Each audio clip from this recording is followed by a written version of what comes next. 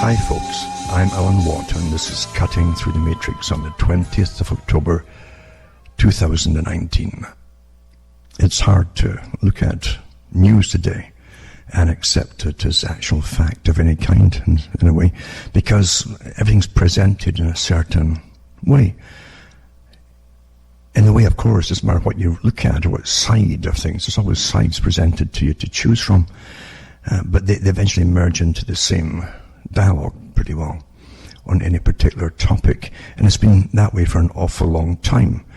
And when it merges together, you're left thinking, oh well, and that oh well, you see, is the proof that you've just been given an opinion, and it might not be the true opinion, but you won't know at the time. You just go along with it. Oh, okay, that's the opinion of experts, and here we are then. Even when you could disregard what you've just read or been told on television, if you watch television, because your own life's experiences living through the same events are completely different.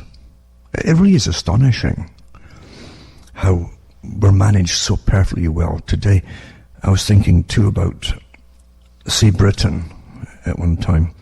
It was much easier to control the people by leaking the only kind of news that you wanted them to read.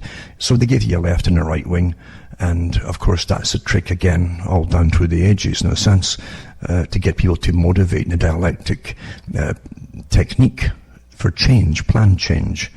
The people who are the recipients and who will actually make the changes have no idea that's what it's about.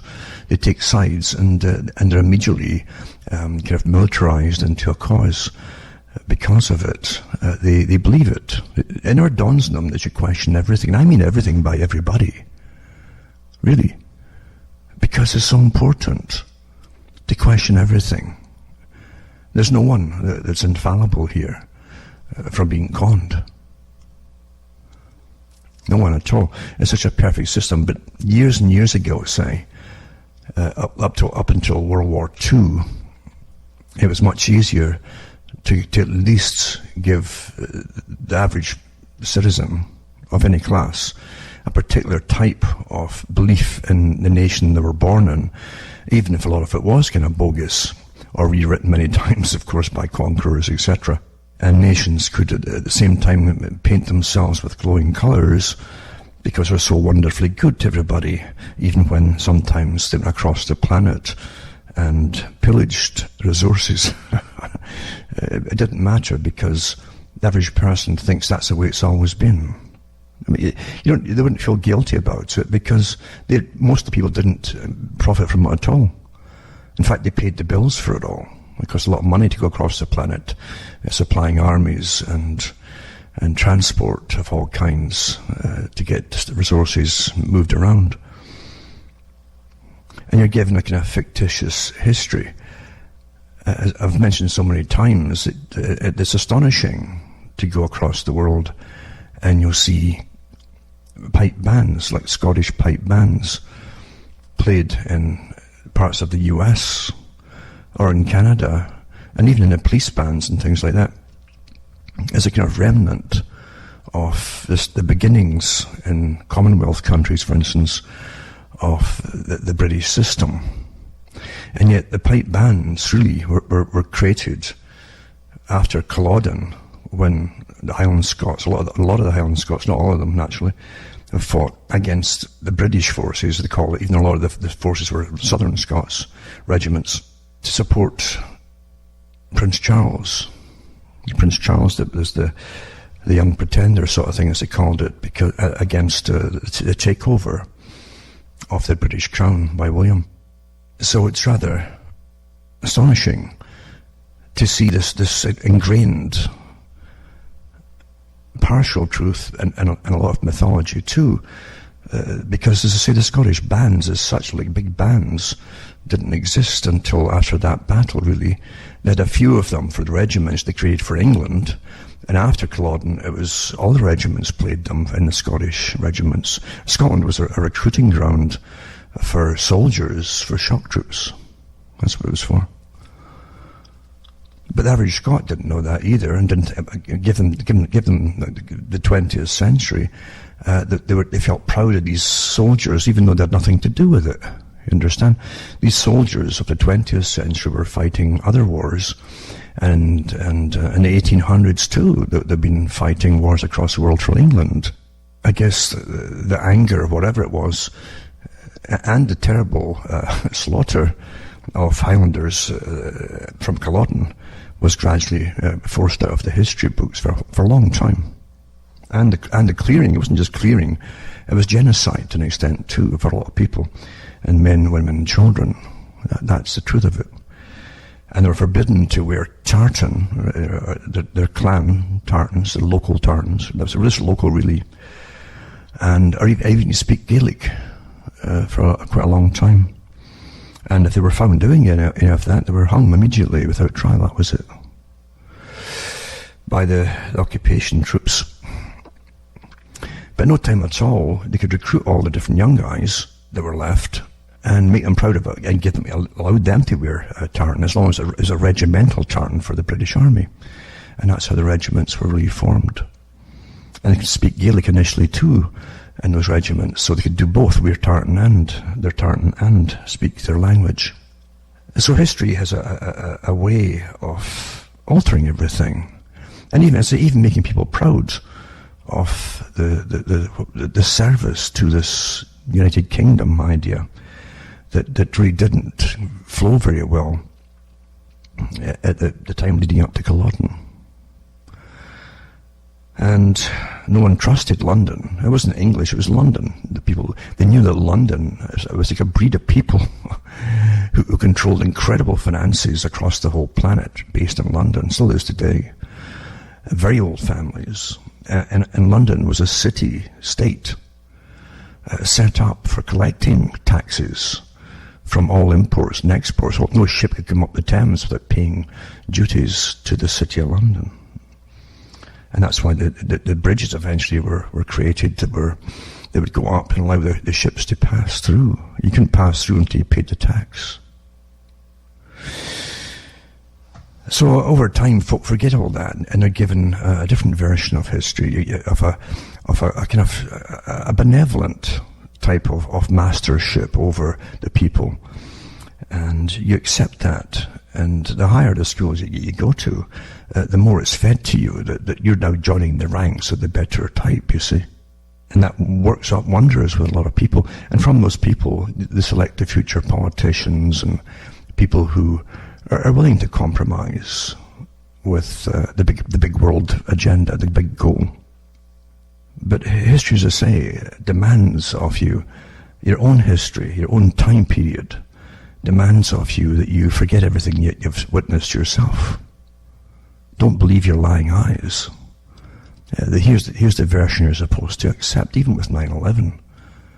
When they kept replaying on television the collapse of buildings into their own footprint, which can only be done with demolition charges, strategically placed, perfectly placed actually. And the buildings, of course, I've never answered why those buildings were supposed to be bomb-proofed. It's astonishing, really, isn't it? It really is astonishing. And there's a lot more to it than that, too. I won't go into it again. I did it ad nauseum a long time ago, but we're told to forget reality and to accept their reality, even though it's kind of distant, like a myth. And that becomes the truth. The myth becomes the truth. You're told to accept it, that this is the version you're supposed to accept, you see. Because out of the event, regardless of who causes it, comes the aftermath. And out of the aftermath becomes it's actually the continuation of a plan to go across the entire Middle East, you know. I mean, most folk don't know, for instance, as I said before, in other talks, that Syria was scheduled for demolishing back in the 1980s, for those who don't know, by the CIA. And it can take time, but they're very patient, the world masters and the revolutionaries, because there's a world revolution going on all the time. And it's not necessarily by those at the bottom who've got placards and so on in the streets No, it's way above that. We're at it's opposite end of the spectrum, in fact. What you're living through and those who govern you are part of the revolutionary movement. The people that you elect are not the bosses. But they certainly do know that to do what they're told by those who really suffer them. And I don't mean by that the population. The population, as I've said many times before, would have no option if they understood truth.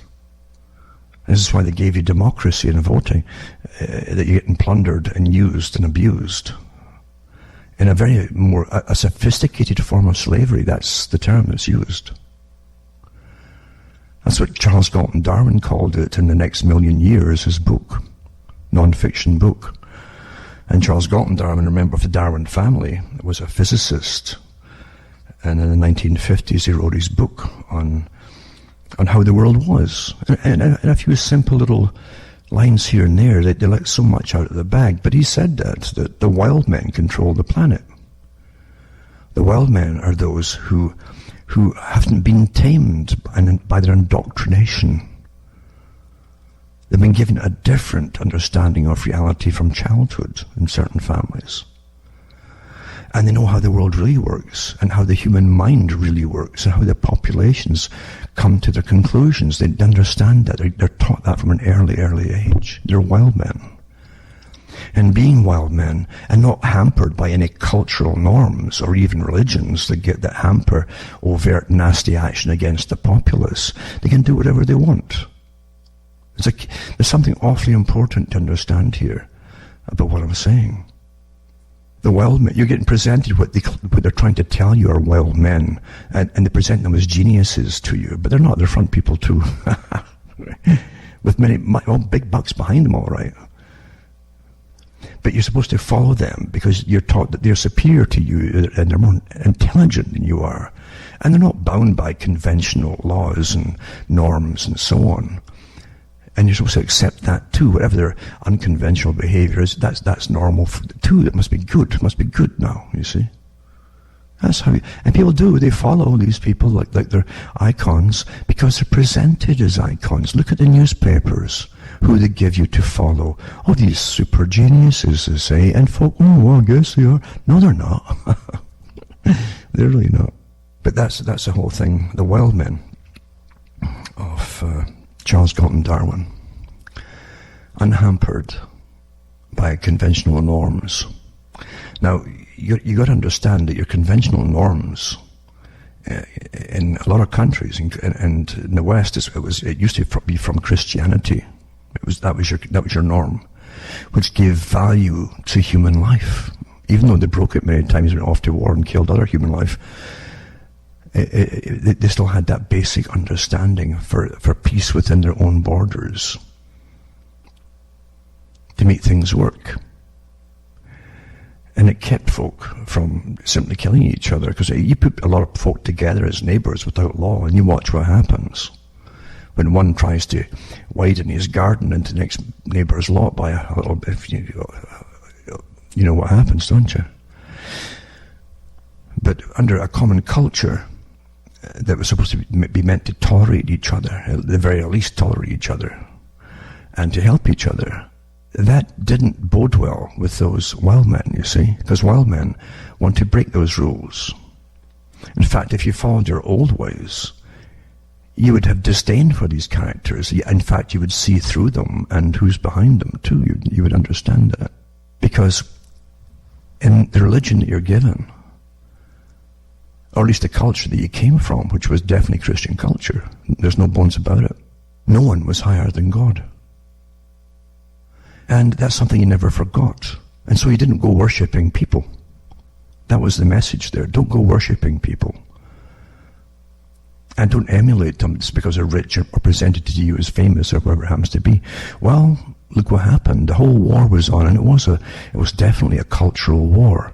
And there's no conspiracy about it. It's admitted to today.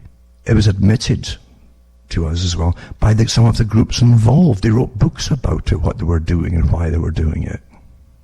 No conspiracy.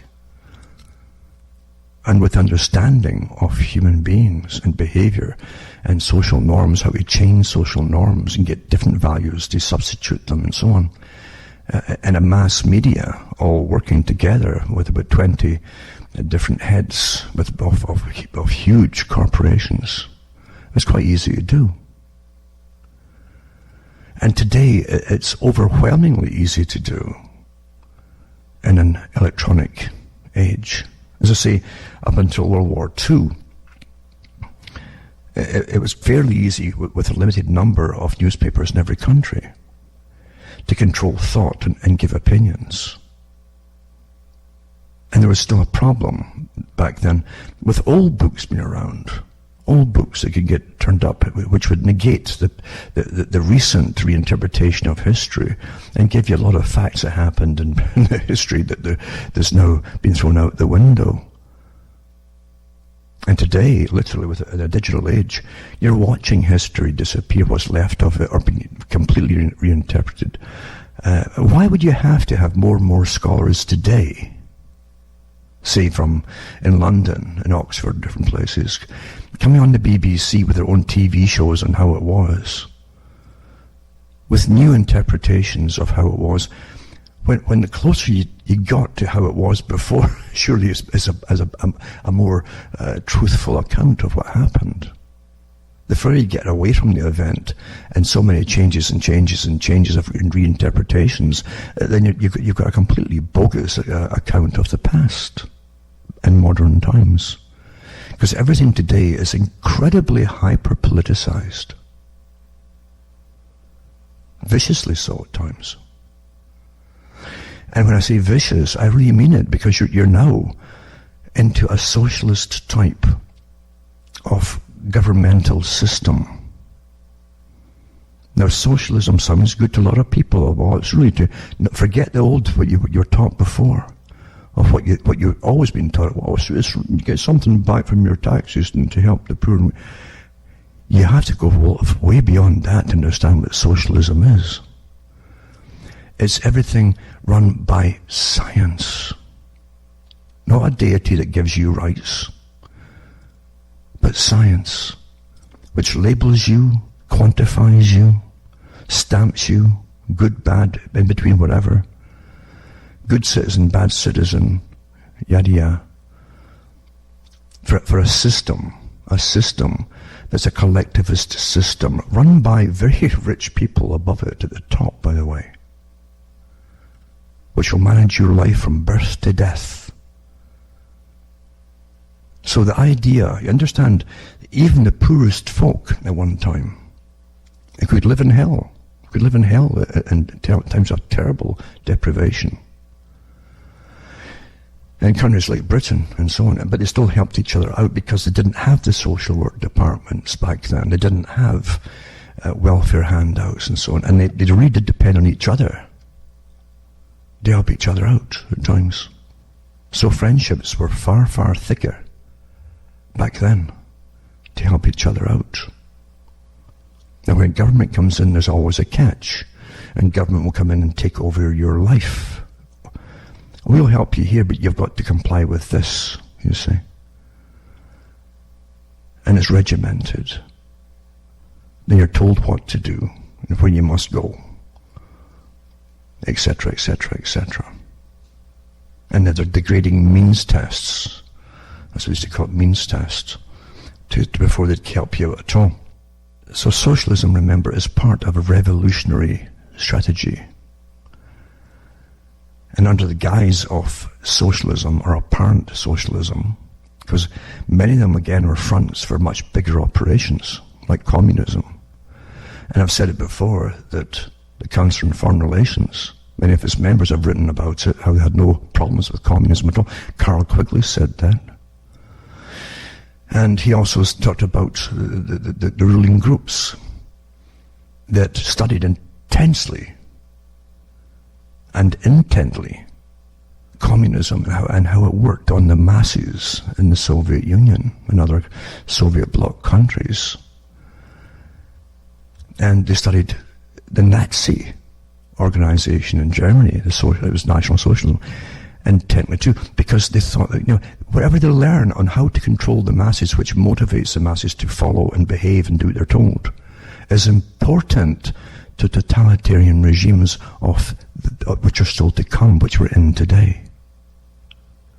And true enough, the big banks that run it all,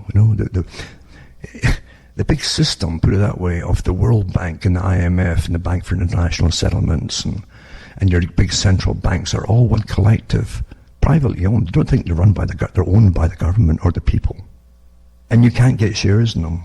Yeah. That's all spoken for by unknown people.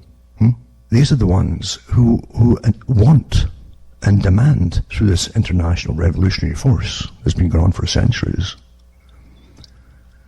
they demand that it runs the world, and they can decide the state of the economy in every country and the level of living in every country. They can bring it down so quickly, as we're watching today with devaluation of currencies globally from a central command, and through different guises such as sustainability. And they've already taught, like Yuri Bezmenov, who took 15 years at least to get a country ready for a step into deeper socialism or dash communism. You can call it what you want, but it's all the same technique, a collectivist system where you just obey authorities. And we've already had all that. We've been through it all. We've been through the 15 years to 20 years long ago. And another 15, 20 years long ago too, watching world revolution continue under the guise of NATO, by the way. The North Atlantic Treaty Organization. That's had troops from France and Britain and the States and a few other countries in Europe fighting in the Middle East on and off for years and years now. It's a good part of most folks' lives now. And this is for the North Atlantic Treaty Organization. It was set up to fight the Soviet, or keep the Soviet system at bay, up until Margaret Thatcher's time. That's what that was supposed to be about. But we've watched it being used like a massive army, a smash and grab army, going into other countries as they loot oil fields and give it to private corporations and so on. We watched it. We're still watching it happen.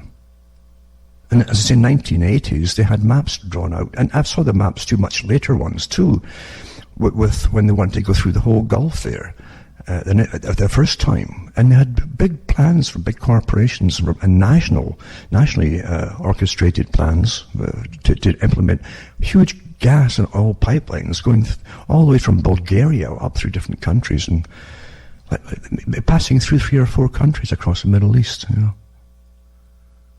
and you think it's just suddenly happening because a bad man got into power somewhere. Oh, no, nothing's ever like that. There's always some kind of lame excuse given for wars. But there's always the group behind things which will benefit from them, with a collusion of governments on top. And Tony Blair, as I mentioned before, who represented supposedly, he's the far, and Quigley was quite right, eventually all parties are doing the same thing. They'll all promise the same things: election, education's work, and so on, until there's no difference in reality, except the colours they wear for ties or something. Because there's a world revolutionary movement, and the ones at the top are already picked to front for them, these revolutionary movements. They're not leaders of them. So the wild men that were way, way above it, that Charles Galton Darwin talked about, he says, we must stay in control. And as I say, they admired the Soviet system and the Nazi system because everybody obeyed the leaders, you see. And they would deprive themselves of all the goodies for all the right reasons, you see, were for the good of the country. So you go, I heard someone in the Green Party say the same thing in Britain years ago. She admired the Blitz and the war, World War II, where everybody had to live on meager rations and without complaining, and they were in starvation rations for a lot of folk. For years. And she thought that was wonderful because everybody obeyed the authorities and did what they were told. And that's exactly why the wild men at the top, they're all want to bring in the same system under sustainability for the planet. Now again, back to Charles Galton Darwin, he said that slavery has always existed on earth in one form or another. And I suppose it always will. It's astonishing. And Aldous Huxley had similar things to say too. Of dominant minorities running the show. A dominant minority at the top. A scientific group beneath them, running all the show for those who are at the top, the dominant minority, you know. But anyway, you have slavery in one form or another. And it can be so cleverly disguised you don't know that you are a slave.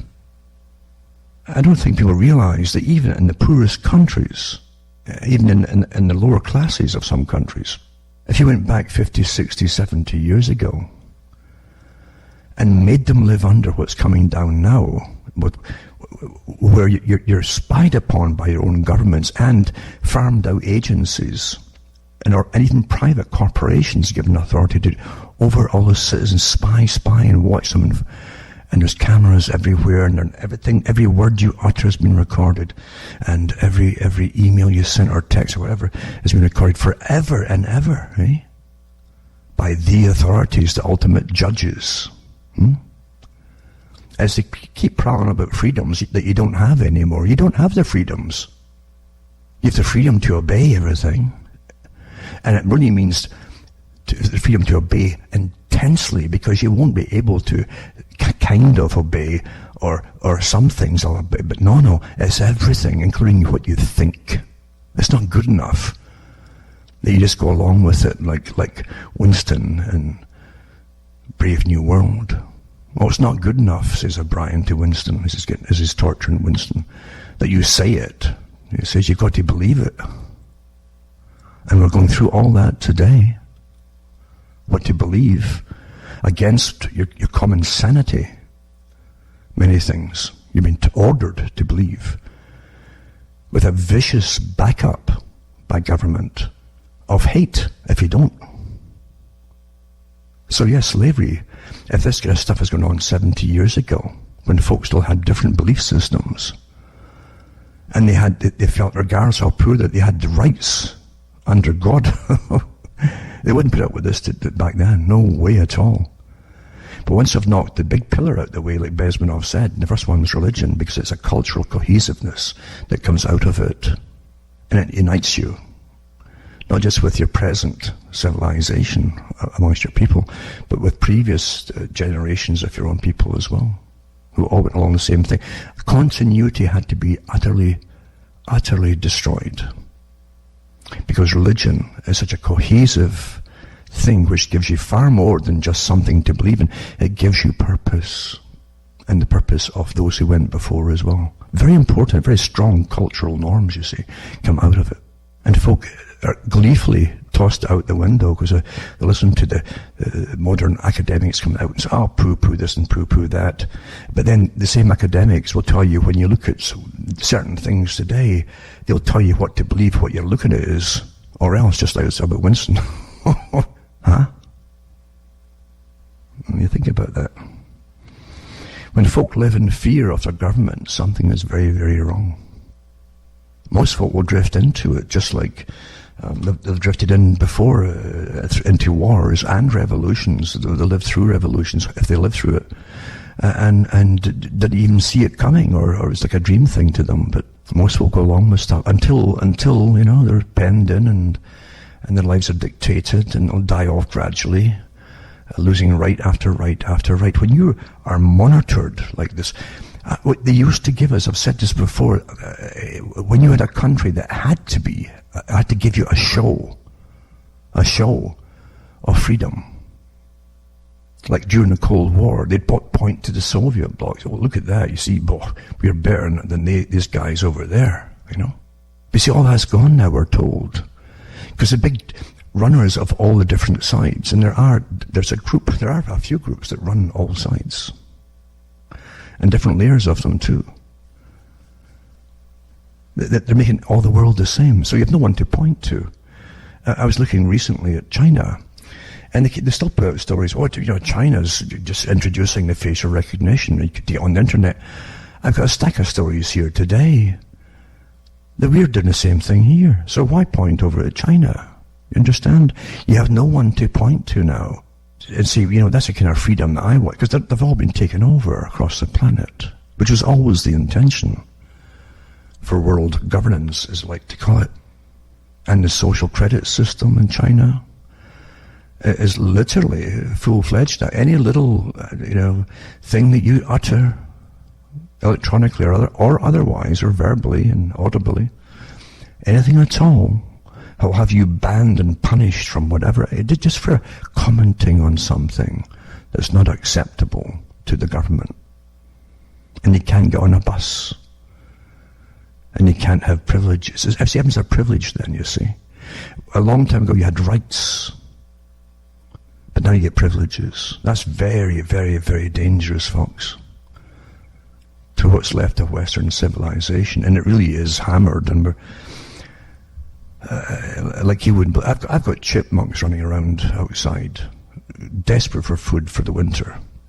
Those little guys, and they're so desperate that, because they're not cute in that sense, because they're desperate to live. That's what they're doing. When they run around, they're looking for food to take and store to get through a winter underground. That's quite a feat, And some of them are ragtagged as well, because they'll strip sometimes the fur off the tails of each other as they scrap with each other, all for the food. That's desperation. That's desperation. And towards the end of the year, but now, before the snow hits, they're more and more desperate than ever. They have little scars in their faces and so on, and yada, yada, yada. And they've run-ins with squirrels too, which are utterly vicious. They're the big mobsters, you see, squirrels. But it reminds me, looking at them, too, ragtag, that's how society is today. We've been flayed alive almost, through incredible wars, ongoing wars. Our minds are bombarded with so much perfected psychological attacks from humanists and behaviorists and psychologists, all employed, and the behavioral insights teams too, by the way. I've given talks on that as well. They're literally the same crew that are running the same things over in China. Dialogue between these groups is incredible. And the public haven't got a clue, but they're frazzled. They know everything's wrong. They know everything's going wrong, and they sense something.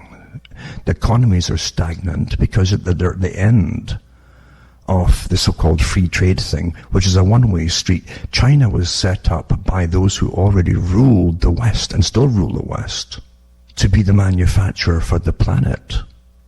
And China, for about 15 years, it could be renegotiated for another 15 years and another 15 years, didn't have to pay any taxes on their imports from the West. Not that there's many of them, except for raw materials, initially at least. And yet, they could still put taxes on imports of those raw materials.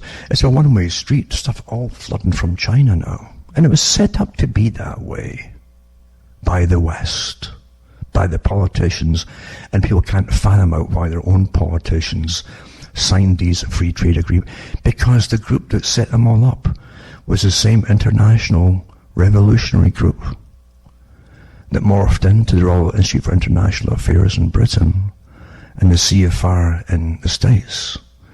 And they have their Asian Pacific group as well, based in Japan and Australia, and other ones across the world, and they have one just for the European Union too.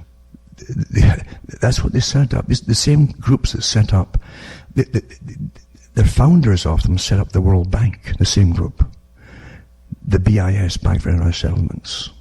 They came up with the central banking system. Remember too, Cecil Rhodes and Lord Rothschild in his day, they formed part of that group.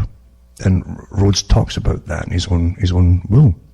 And it's a revolutionary group, presented to their own particular class as wonderful, because they bring a wonder to the whole world of justice. And so every tyrant in the world talks of bringing justice and equality to the planet. As you lose your rights and lose your rights, and the folk who paid for it all were the peasants of the West primarily. Think about it. And the middle classes, and now we're getting wiped out. They sat back and did nothing when the peasant class were getting wiped out of their work, when all the factories literally were paid by the taxpayers, our own money, to go off to China and get set up there under the free trade deals. And we paid too for any losses they claimed they incurred until they were set up and running. What a deal, eh? And millions of folk across the Western world were left without work. And your rulers were all sat quiet about it all. Huh? And it was all planned in advance. They knew they'd create massive unemployment. Oh, we'll have retraining for everybody. Yeah, really? For jobs that were no longer there, they'd have retraining for you. And then the older folk died off. They lived through the fights against totalitarian regimes and communism. They're all dying off and so on, all stunned at the end what the earth is going on. As we go into what appears to be the same kind of system worldwide now. Crisis management, eh? And then the group that had us, the same bunch had us fighting in the Middle East. We know that. To the present day, haven't finished yet. There's a lot of folk living today, that's all they've heard their whole life is even before 9/11, it was a war in the Middle East, Hollywood churned out stacks of movies with very thin plots based in the Middle East with the troops there, but never ever in any of the movies said why they were over there. Never. It was just taken for granted. Here they are. You know? And people will go and vote again for supposed freedoms and parties and people who supposedly represent them. Who's kidding you? I think it's tomorrow, Monday, that Canada votes again. And Canada really has been playing the left wing for probably since World War II. Remember the idea for communism too, that Brezhnev said, and many others that defected from the Soviet system. They talked about the setting up of a myriad of organizations, starting off with charitable ones. And we know that the charitable foundations or organizations are often funded by the big foundations that fund world revolution. Just like the Rees Commission found about the big foundations in the US. Couldn't figure out why they were funding far-left communistic causes. And they set up the Rees Commission to find out. And they were told it was to so change the culture of America, and it was Canada too, of course, in the West, so much they could basically seamlessly join with the Soviet culture eventually. And that's what's, look around you folks, it's happened. And with all socialist Soviet-type countries, you got massive bureaucracies. And Brezhnev said too, then you create lots of different organizations, NGOs, hundreds of them. And then eventually, you give them status as like authorities. Well, you don't vote for them. And they're all getting paychecks eventually from foundations and often from governments too eventually, through second, third parties and so on. Until you're in the same system, only they won't call it the Soviet anymore. And it'll be run by the richest folk on the planet. It is today. And we're here. And the indoctrination methods they have today, as I say, are way beyond the newspapers and the occasional books they gave you in school 40, 50 years ago. Way beyond that. Incredible indoctrination. They actually say that youngsters in school won't have much of a chance of escaping them. They'll be noticed. And really, if you're going to be a problem because you're too bright or whatever, you understand too much, like Lord Russell said, the famous Lord Bertrand Russell, he said eventually that we will pick them, grab them at school, and if they won't conform and go along with the grants we'll give them and put my head in scholarship, if they won't go along with the system that we plan for our agenda, he says, we'll have to annihilate them, extirpate, etc. Well, yes, it's his own book, because otherwise they could convey to their own groups back home what's really happening, and they wouldn't allow that. You're in a totalitarian system, and it's got the wonderful technique of pretending you're mentally ill. That's what they did in the Soviet Union too.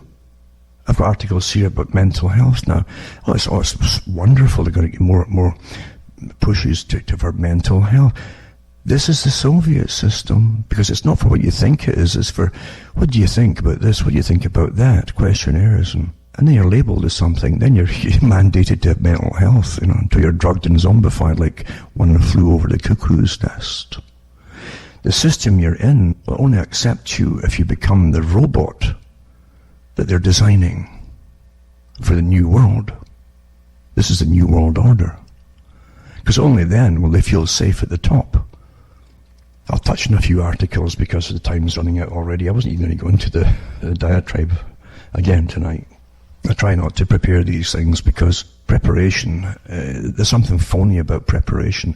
And so much of what used to be the real free media is completely compromised and turned right back. I came out years ago to try to stop even Americans from falling into the left and right-wing nonsense and explain to them. And I did. And they had to really, they took a lot of notice on me because they had to suddenly get their leading mouthpieces on the different movements inside the US to follow me for a while. I was telling them about all this stuff, the globalism and so on, and the different treaties have been signed and the future for and given the proof. And so they had to follow me for a while. And believe you me, everybody tried to win me over, but I tried to stay my own man. No doubt about it. Anyway, I'll touch on a few things here to try to tie it in perhaps with what I've been talking about.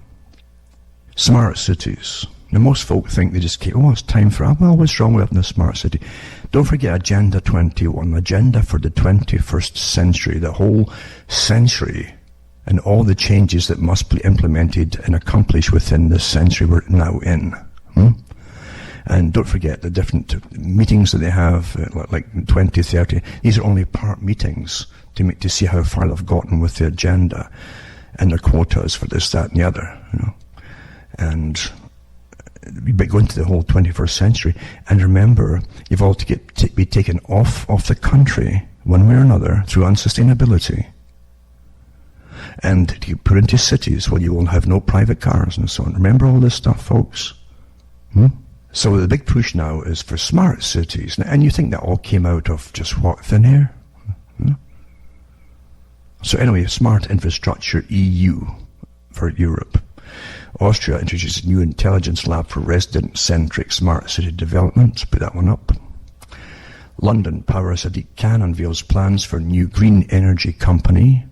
Again, based for cities. Going to try to green the cities. And you remember, if you put an animal in a cage, a big cage, or even a fish in a tank, you try to make that tank look as much like a natural habitat as possible, but putting seashells and if it's a sea fish and so on, and different things, so to make it feel, it's the same things when they're putting the humans into the cities en masse and forcing them in there.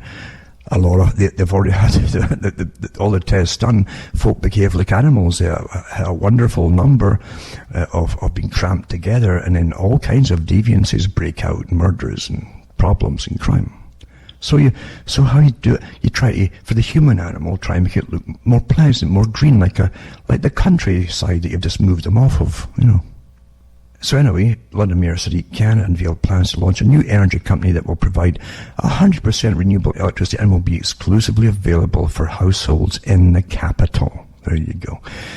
You can also read, too, from other articles that they're going to have a lot of brownouts. And so I did that years ago, the brownout agenda, which was published, too, from the UN and different companies, and how they were testing it out in Holland, different places, too, back in the late 90s into the early 21st century. We've all eventually get our tastes of that, folks. Restrict energy.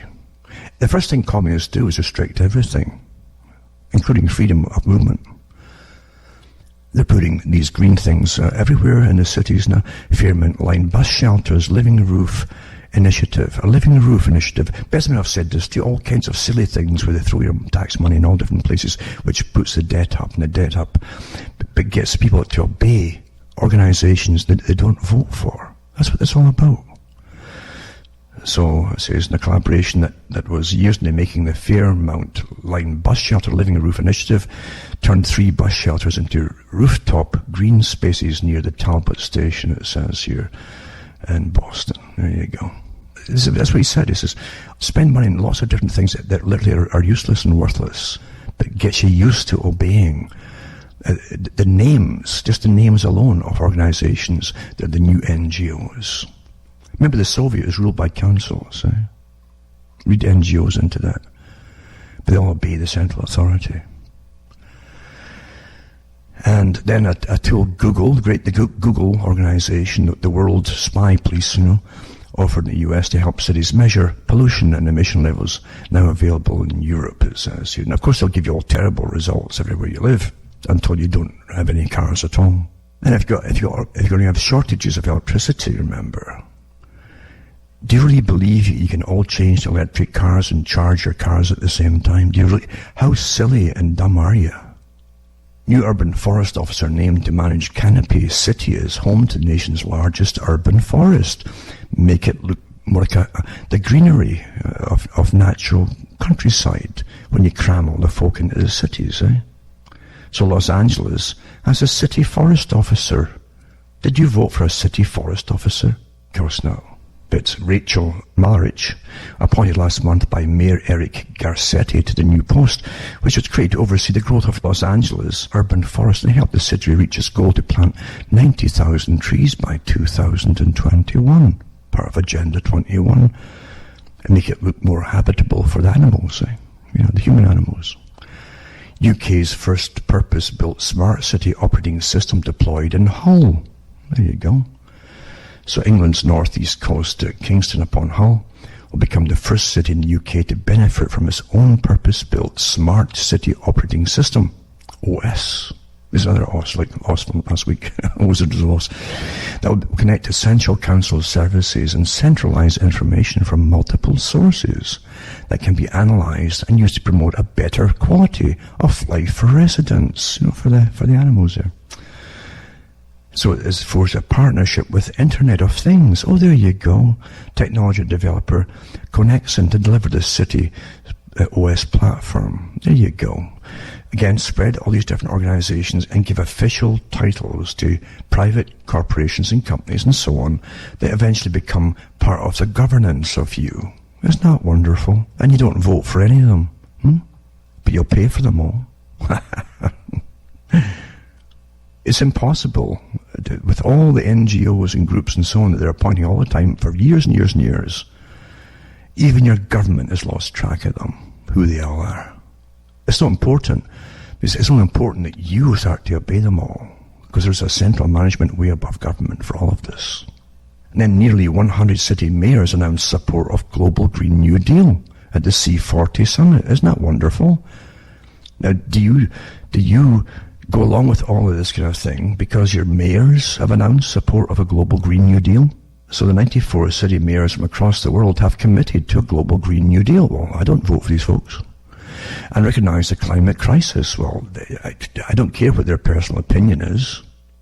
They're entitled to have a personal opinion, but they have no right to make laws over us.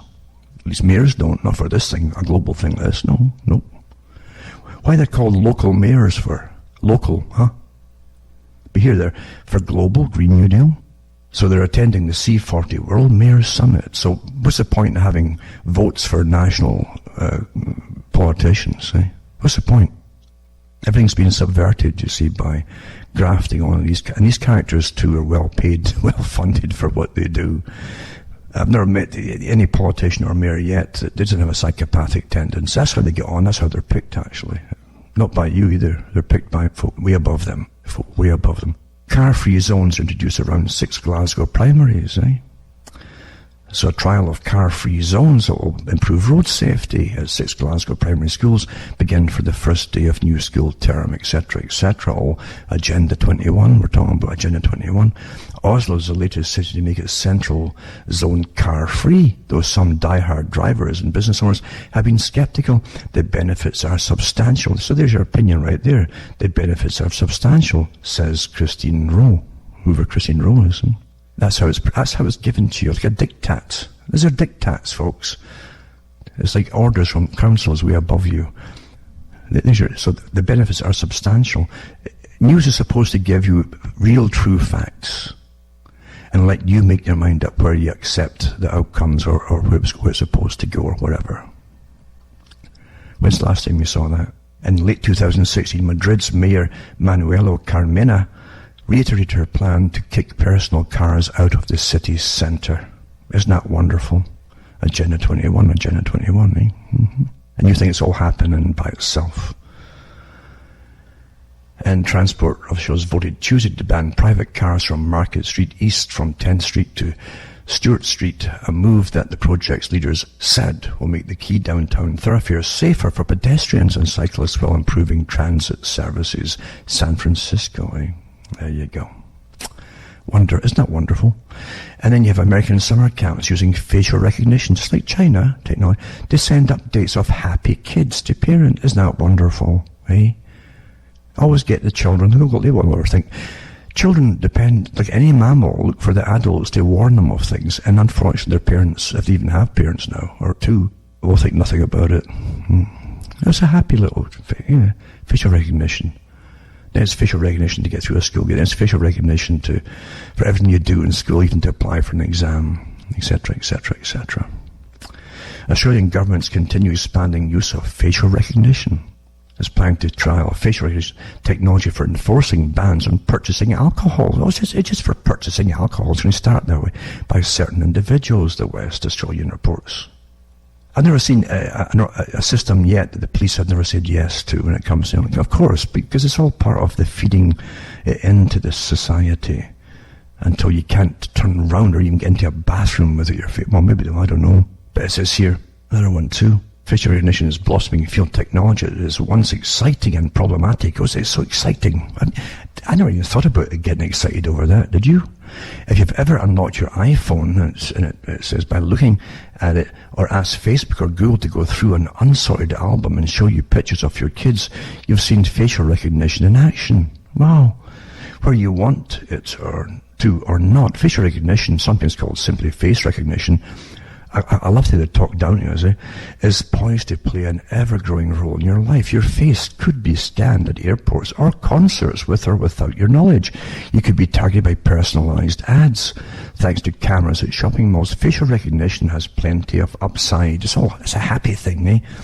The tech could help smart home gadgets get smarter, sending notifications based on who it sees and offering more convenient access to friends and family. So this is part of a CNET special report. There you go.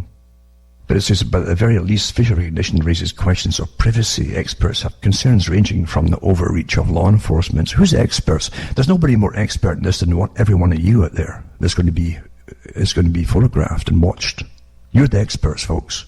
You don't need experts to tell you this. Experts are paid to get to go along with things. And so on. But anyway, as I've seen an article telling you about the problems, about privacy and so on. And what there really is. Biometric authentication. And then you have France become first EU country to use nationwide facial recognition ID app. I wonder if that'll go with the Antifa with their masks on. I mean, I guess they'll get away with it probably. And the first public schools in the US will start using facial recognition next week. What a coincidence, across the whole world at the same time on the articles. Just coincidence, isn't it? Then Toronto police have been using facial recognition technology for more than a year. It's been a lot longer than just a year, folks. The article's out before on it. And it's just astonishing, really. Eh? And the money it costs, but we're paying for it all. We pay for our chains. We always pay for our chains, folks. And it's always sold to you as a wonderful thing. I don't know a dog from a puppy, when you show him a leash and a collar, runs up to you to have you put it on for the first time. It's going to run away the opposite direction. But with people, with people, it's going to be wonderful. Come and let them all watch you everywhere you go, everything you do, your posture, everything about you. We've lost our natural reactions to things because it's sold with incredible marketing powers with specialists in the mind. And then a landmark hearing finds use of facial recognition technology lawful. I am surprised. So the High Court has ruled in favour of the South Wales Police to allow the continued use of automated facial recognition the controversial technology which enables mass crowd surveillance in response to judicial review heard May by local man Ed Bridges. Another article too is about smart cities. What are they? And it goes into the implementation of IoT devices and sensors and various things, all connecting together for precise targeting or solving specific problems. Isn't that wonderful? You got a say in this, didn't you? And it says the technology, the idea for it, right, supposedly came from Bill Clinton through his philanthropic organization, the Clinton Foundation, in 2005. And he supposedly urged Cisco Systems to look into developing a system of network sensors and data centers to make the cities efficient and productive. Isn't it wonderful to get all these big foundations that gave us communism and socialism and internationalism, the end of borders, and yet you didn't get a vote on any of it. Isn't it wonderful?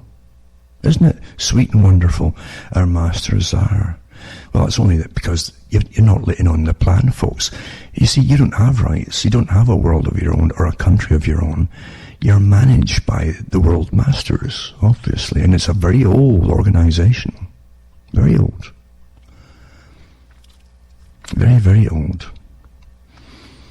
As I mentioned before in Article 2, CIA top secret file, the US war in Syria planned since 1983. Isn't that wonderful too?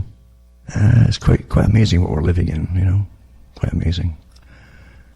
And most folk don't know. They never know. They really don't know. From Locksley Hall, Alfred Lord Tennyson, 1842. All these famous folk, people who were made famous, you had to read in school and so on, were actually revolutionaries and working for the World Revolutionary Party. See, if you work for them, you're well compensated. They make you famous. Why do you think certain actors and actresses and what they put forward as geniuses of music, for modern music, why do you think they're paid so much, folks? In all ages. For I dipped into the future far as human eye could see, saw the vision of the world and all the wonder that would be, till the war drum throbbed no longer and the battle flags were furled in the parliament of man, the federation of the world. There the common sense of most shall hold their fretful realm in awe, and the kindly earth shall slumber, lapped in universal law. There you go. It's quite amazing that even President Truman used to read that at the beginning of his speeches, this World Revolutionary Group. So there you go. The Federation of the Worlds, the Universal Law, sometimes called the Brotherhood of Man, and you've got to understand that they have different definitions of what man is, and all the rest. That's quite something, folks. Words are awfully important, aren't they? And sometimes they're more important when you just speak them instead of getting caught up in the spelling. And then you can see a different way too if they didn't start spelling. Why do you think they call them spell? They cast a spell. Anyway, that's all I can tuck in for tonight, I think. And I'll get this uploaded in a little while. Remember, you can help me keep going by donating to cuttingthroughthematrix.com. Keep well, all of you, especially those who really are interested in what's really going on, not just all the politics, all this left-right nonsense that Quigley said would all become the same and has become the same since the 1960s at least, because that's how we're managed. Otherwise you'd have to have revolutions if you really understood what was going on and you couldn't vote. You always vote the last rotten lot out of office to get the next hopeful lot in, and then you vote them out next time. That's the con game that they go on with, because the big agenda, they all sign updates to the integration of the same world agenda, regardless of what party you're presented with to vote for.